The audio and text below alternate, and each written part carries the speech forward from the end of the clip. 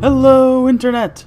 Shoutthis here, and it's time for another episode of ShoutStone. I am bringing you another Shoutcast from the Hearthstone beta, once again coming to us courtesy of Trump, one of our favorite arena players.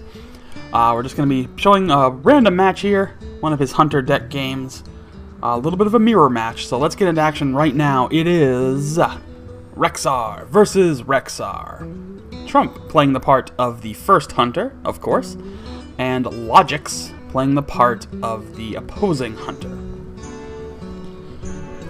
Mirror matchups make my life a little difficult when it comes to casting, because I can't, use terms like the Hunter player, which is kind of a, a bit of a trend, or a bit of a staple of what I like to cast. I don't know, a lot of people cast that way in various, arenas and things like that, but, and I don't mean Hearthstone arena, I mean just various casting things.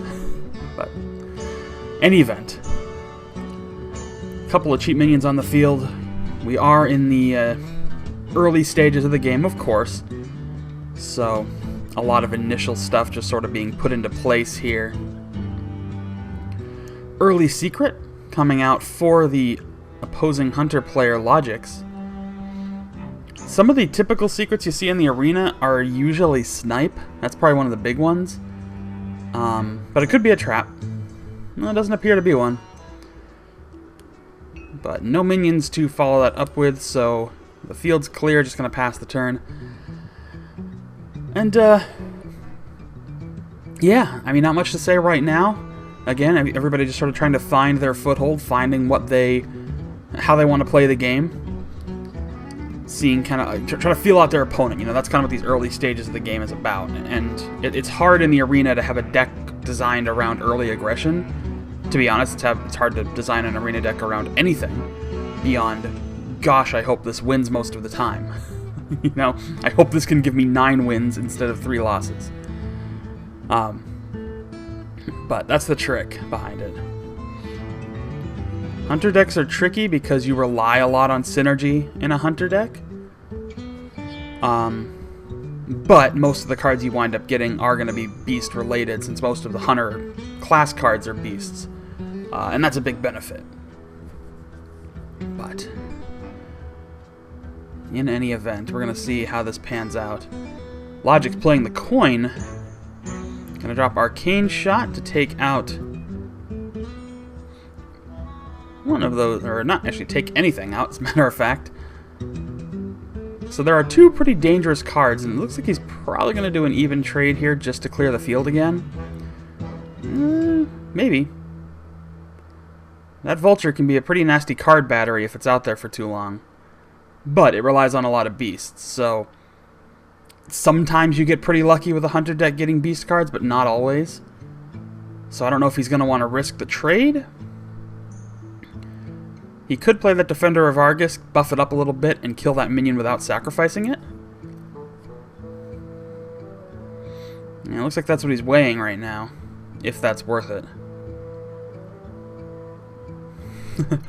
A lot of decision-making process goes on at this point, because despite the fact that it is early, you are setting the groundwork for the rest of the game.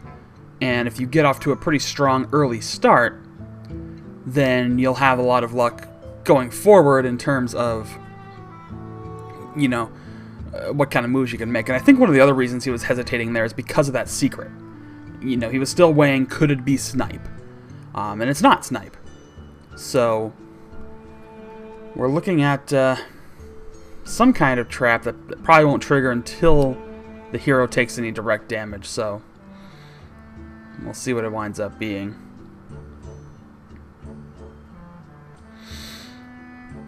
So that Master Swordsmith could come in very handy in conjunction with the Eaglehorn Bow, so he's probably going to want to take it out fairly quickly here. But I also know he's going to want to trigger that secret and find out what exactly it is. Alright, he will make that trade, and now he's going to trigger the secret, which is going to be an explosive trap. So, okay. So that's why he wanted to attack the minion first, do a few points of damage. He's going to return the Defender of Argus back to his hand, courtesy of that Brewmaster. Brewmasters make a great card in the arena for that purpose, kind of allowing you to double up on battle cries, save a nearly dead minion, especially if it's a critical minion, some kind of legendary, or just any kind of critical minion, to be honest. Oh, and a key deadly shot. Manages to take out the minion that was bounced back. Fortunately, it at least had the opportunity to buff up something. And it did do a bit of damage. It will basically negate the effect of that Farseer. So, still pretty worthwhile. He's going to do a kill command to take that Farseer out of action, which will also spawn a Violet Student, or whatever they're called. Some kind of 1/1 token piece, basically. Yeah, Violet Teacher, every time a spell is played, which counts also, as you all may know, abilities as well, does spawn a 1/1 minion. Now, you know, you say, a lot of people think, oh, 1/1, who cares?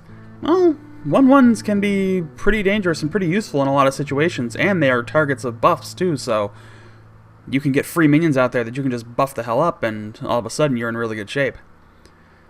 Our Frost Elemental going to come into play, freeze out that Violet Teacher, and another point of damage taken off with that Eaglehorn Bow, which did gain a point of durability for that secret that was triggered. And now minions are being killed, damage is being dealt across the board. Fairy Dragon comes into play, hero power, and we're still pretty deadlocked, but Trump is in a really good position. He has the slight card advantage, and he has the significant minion advantage at this point. That Eaglehorn Bow is still useful. He can probably take it out. I think... I'm not sure if you can take that out. If you can take out that Fairy Dragon by directly attacking it. He does pop Flare to try and get the card draw, which will take out Knife Juggler, which could be useful. Odds are that one of its targets is going to be one of those little student tokens, is likely. No, it hits the Fairy Dragon instead, which is also kind of useful. You know, any damage dealt, especially to targets that only have, 1 or 2 health, is going to be substantial. Alright, so he's going to take his first attack with that... words are hard, I'm sorry. Taking his first swipe with that Rhino to take out one of the token minions. And he will finish off the Fairy Dragon. So it doesn't really get much of a chance to do anything. Arcane Shot on the Knife Juggler. And a Stampeding Kodo, which will take out the other minion. So Trump looking to be in pretty good position right now. He's keeping his opponent's field clear. Logikz is, however, making some good moves to, kind of hinder Trump's progress. And it is still, of course, way, way too early to call anything decisive. In fact, I know from experience, you never call anything decisive until the other person is exploded into dust. Because you just can't. There are... unless you reach that point where the person has to concede, and you can see it, it's never decisive. I've seen too many games where the person has come back from being down to 1 HP, only to win. I mean, it looks bad right now, but it ain't over yet. That's all I can say. It ain't over yet, and I'm not going to say that it's over, because who knows what lies behind... Who knows what cards are there? Iron for a Grizzly, that'll eat a couple points of damage, and Defender of Argus will buff it up a bit more. Steady Shot to pop that. But it looks like it may be end of the line. And indeed, it is. And that's the game. GG. Trump triumphs over Logikz and wins this Hunter versus Hunter matchup in pretty convincing fashion. So, well on Trump. Again, you never really know what cards the other person has, and despite the fact that that game looked well in hand for Trump, I know better than to start saying, oh, Trump's got it. Game's over. Why are we even bothering? Because you've seen, I've cast many games where a person's been down significantly, but they've managed to get the right card at the right time and come back, and that's why I love this game, and that's why I keep casting it. But that's going to do it for this episode of ShoutStone. We'll be back tomorrow with more, so don't miss that. And we'll be back every day, so make sure that you subscribe for daily updates. watch some other videos. Like me on Facebook, follow me on Twitter. Leave a comment on the video if you want. You can like the video as well. We're also doing our starter deck series, which goes up every Tuesday and Thursday, so don't miss those videos. Those are in addition to any Shoutcast videos, so they come up a couple hours after the Shoutcast videos do, so check those out. We'll be going through all 9 starter decks, just to give a little brief profile of those, and talk a little bit about the heroes in general. But there you have it. So again, thank you all so much for watching, and I'll see you all next time.